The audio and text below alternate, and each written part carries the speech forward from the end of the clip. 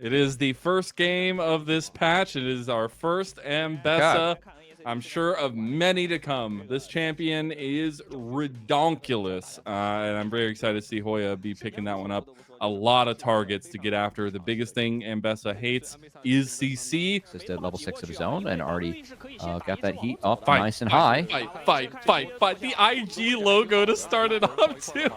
Vampire throwing it up.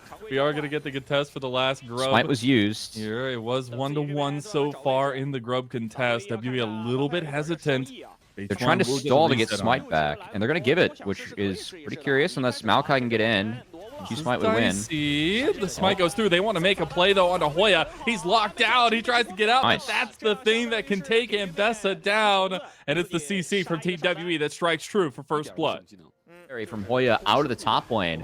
If Thunder Talk won't have a chance on this one later on. So again, I really feel like Team WE, they're down a couple early objectives. We talked about the scaling. They're setting behind the right people and have gold allocated the right members for themselves. So even sacking something like this early Ocean Dragon will help TT lane a little bit. Yeah, I'm curious if time goes on, if it gets easier for him, because right now you do have a decent CS differential being developed by Beluga. We are going to see Tianjin try to get that crab, but gets immediately taken into the between worlds there. Tianjin going down at Hoya gets a redemption kill there to get a little bit of money back. WE early, as we see Karis actually TP bot. This cannot be responded to by 1XN if there was a grub skirmish, but Karis that proactive TP, there's at least going to be one grub going over to Tianjin, who does have the Q and the Smite. It's just what happens with this last grub and if there's a contest or not. You see Beluga hitting base, has that empowered TP available. They have moved from mid lane. 1XN is going to reach here in time as well. Karis was maybe the pullback target. It is TT leaving the rest of the grubs to WE, so it will be tied 3-3, 1-1 at 12.5 minutes in. This is not my Demacia Cup. I need more. I need more fights. I need the next team fights to just be pop-offs. And honestly, we're getting to that point because it seems like Team WE want to contest over this dragon. Way of a late start, though. It is Beichuan who claims it, but immediately flashing away into the equalizer. Feather's in trouble. Flash play for the hostile takeover. Beichuan getting a little bit of bailout, but it was not enough money to keep him afloat. Feather's going to go down to a rocket to the back. There's a TP to safety by Satab, but it is TT who only come away with the dragon, losing a couple potties. I like how we skipped over in Italy there. I feel like we showed some bias, but that's good. Rift Herald being started up. Yeah, we do see Satab trying to connect with his team. Does hop over. Here comes the engage.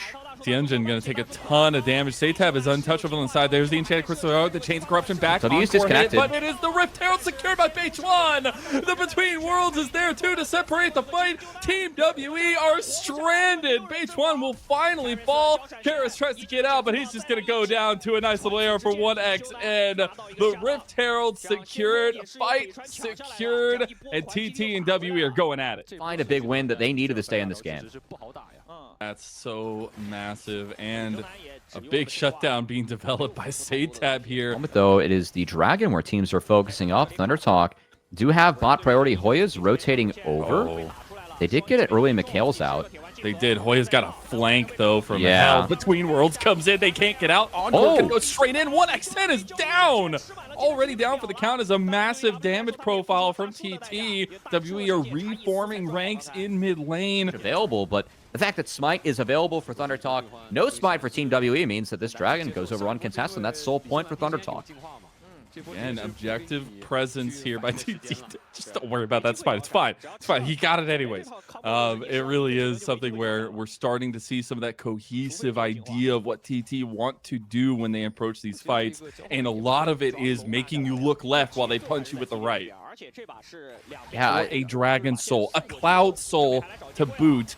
And this team's really going to like that. No, I know who's not going to like this. Karis going down, going with the flash. Beichuan thought he went the other way, but didn't. Now Satab getting a little bit of support from Hoya, but immediately going down to the Flame Spitter, Beluga, who's trying to find a little bit of purchase here. Got Beluga, nice. Back down. Beichuan getting low, but the Hoya goes right back in a massive shutdown going over to Ambessa. Now Beichuan, he's fighting tooth and nail with Taeyun, but not going to find anything. That is Vampire picking up that kill. Hoya, though, making out like a bandit. Mid lane falls down, but that Ambessa is online.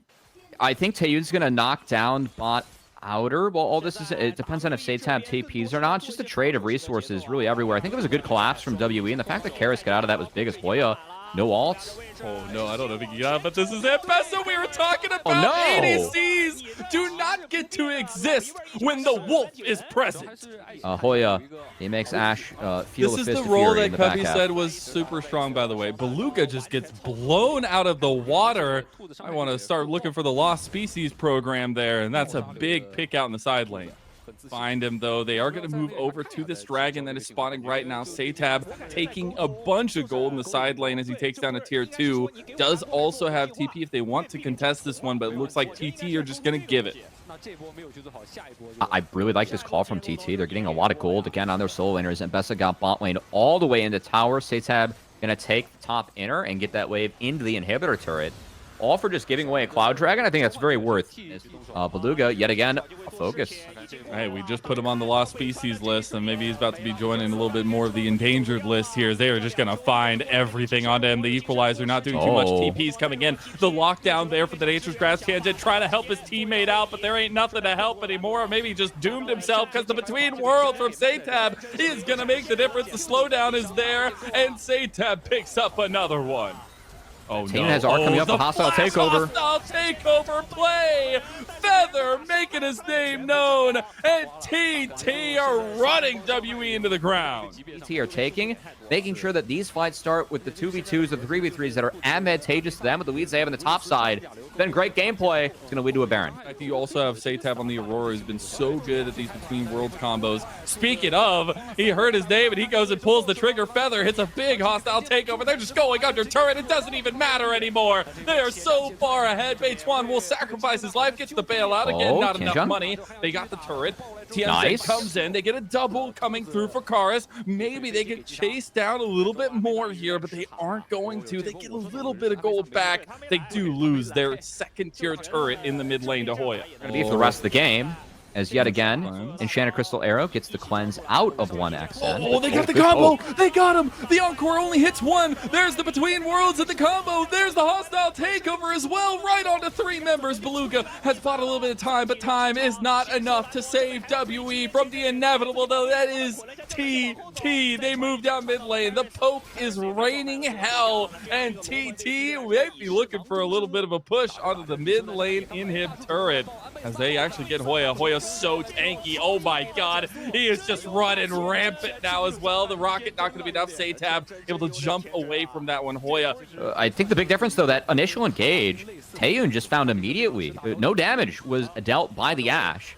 This draft for TT Vision. Oh, they got Vampire. A lot of damage there. He gets pulled back as well, but the engage comes through. They're a little bit split. Look at Hoya going in now as well. Beituan finds it. 3-man, 4-man hostile takeover from Feather. I said you got to watch this bot lane, and it's all TT that you need to watch as the Thunder be talking. They are going to be looking for a Game 1 win. I thought the peel was enough. Taeyun able to escape for a good chunk of that fight, but ends up finding the mark in the end for TT.